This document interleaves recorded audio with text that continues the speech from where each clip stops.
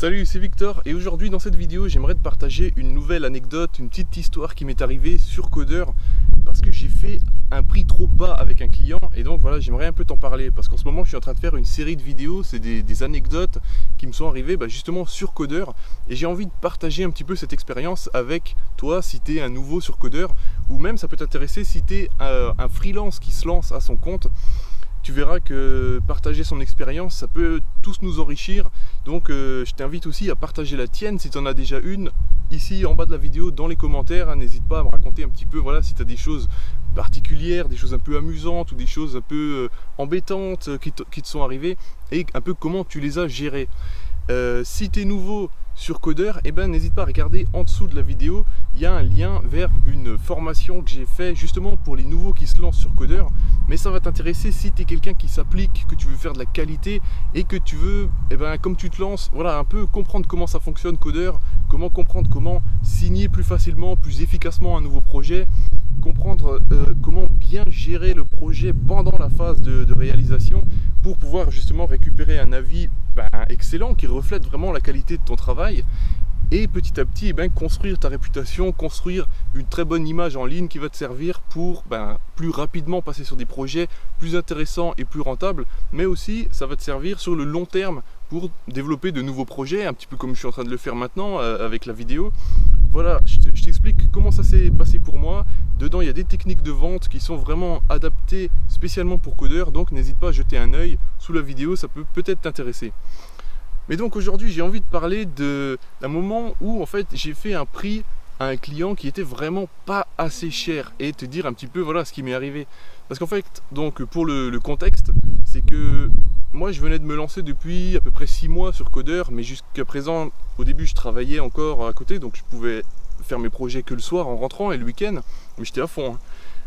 Ensuite j'étais passé à mi-temps et c'est là justement que j'ai eu ce projet.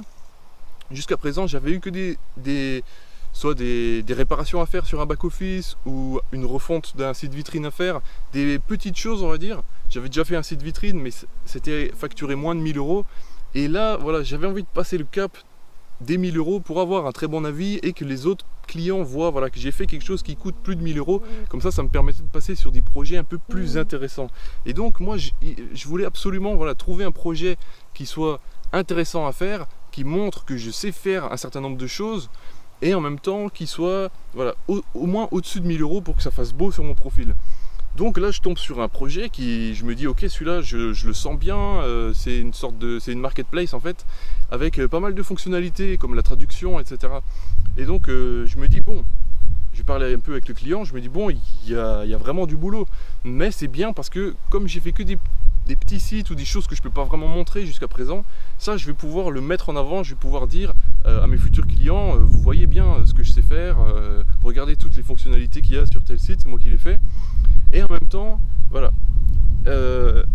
quand même avoir un prix correct, mais j'osais pas le faire trop cher parce que j'avais peur que le client refuse.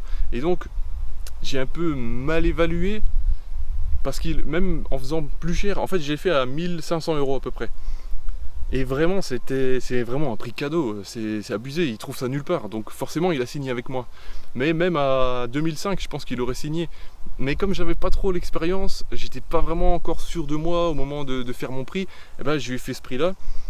C'est pas grave, hein, c'est pas grave, parce que finalement j'ai fait le projet, il s'est super bien passé, j'ai reçu un excellent avis. Mais ce que je veux dire c'est que pendant toute la phase de travail, tout s'est bien passé, je me suis bien occupé de lui, j'ai tout fait pour le satisfaire au maximum, mais sur la fin, ça commençait à devenir un petit peu plus compliqué. Plus on approchait de la fin, plus il pouvait tester, il pouvait essayer les choses, il pouvait voir comment ça marche, et donc forcément il y avait de plus en plus de petites demandes, des choses qu'il voudrait un petit peu modifier, améliorer, et qui prennent forcément du temps. Et donc comme j'étais parti sur un prix vraiment pas cher, au début j'étais content, mais plus on s'approchait de la fin, plus il y avait des petites choses qui s'ajoutaient et donc le projet qui se rallongeait, plus j'en avais marre et plus j'en pouvais plus de ce projet. Je me disais mais quand est-ce que ça se termine? Là je suis content, j'ai fait tout ce que j'avais à faire, ce qui était sur le devis, mais en même temps il faut qu'il me laisse un super avis, donc j'essaye de lui faire plaisir, je veux pas le froisser. Mais ça commence à faire trop quoi. bon, j'ai pas trop géré spécialement la chose. J'ai un peu, j'ai fait ce qu'il me disait. En même temps, il y avait certaines choses où je me prenais pas trop la tête. J'aurais pu les faire un peu mieux, mais bon, je laissais passer. Je me disais, je mets ça un petit peu sous le tapis, ça marche. C'est pas parfait comme moi je le voudrais. Mais voilà, au moins ça me permet de lui faire plaisir, montrer que je fais ce qu'il me demande, même si je le fais pas aussi bien que je l'aurais fait normalement si c'était des choses qui étaient payées. Et donc en fait ce que je veux dire c'est que on a tendance à vouloir faire vraiment plaisir. Au début on a tendance à se sous-estimer un peu, à sous-estimer ses prix. Ça permet d'avoir le projet, mais derrière c'est assez difficile de rester sur une prestation de qualité, c'est assez difficile de vraiment le satisfaire en profondeur, le client. Et donc, bon, au début, c'est pas trop grave, mais après, il vaut mieux tabler sur un prix qui est plus haut, se laisser une certaine marge. Par exemple, là, j'étais parti sur 1500. 1500, ça me convenait pour ce qu'il y avait à faire sur le devis, mais j'aurais mieux fait de partir au moins sur 2000 ou sur 2005 en étant très jeune développeur, parce que sinon c'est beaucoup plus cher un site, ça peut monter très vite. Mais je veux dire, j'aurais mieux fait de tabler quand même un peu plus haut, quitte à aller lui faire une petite réduc, mais je serais quand même retombé plus haut sur mes pattes, et ça m'aurait permis de prendre plus de temps, de plus m'appliquer à la fin. Mais bon, il n'empêche que j'ai reçu un excellent avis. Mais ensuite, sur la fin, voilà, il avait encore d'autres demandes. J'ai dû un petit peu couper court parce que ça suffisait. Après un mois et demi, t'en peux plus. Donc voilà, c'est un petit peu l'expérience que je veux partager. C'est que c'est bien de faire des prix bas sur Codeur parce qu'il y a beaucoup de concurrence, il y a des développeurs offshore, il faut se démarquer, il faut comment dire, avoir un prix compétitif. Mais en même temps, trop bas, eh bien, on ne peut pas suivre au niveau de la qualité. Donc voilà, il faut un peu trouver le juste milieu. Surtout au début, quand on commence, on a tendance à se rabaisser un petit peu par rapport aux clients parce qu'on veut absolument signer. Voilà, faut trouver le juste milieu. Si quelque chose comme ça t'est déjà arrivé, si ça t'est déjà arrivé de faire un prix vraiment pas assez cher du tout et que tu as eu du mal à suivre derrière, enfin, dis-le moi dans les commentaires.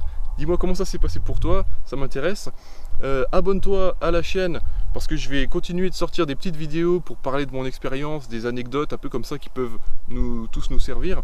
N'hésite pas à regarder la formation si ça peut t'intéresser, si tu es nouveau sur Codeur. Et puis si la vidéo t'a plu, mets un j'aime et moi je te dis salut.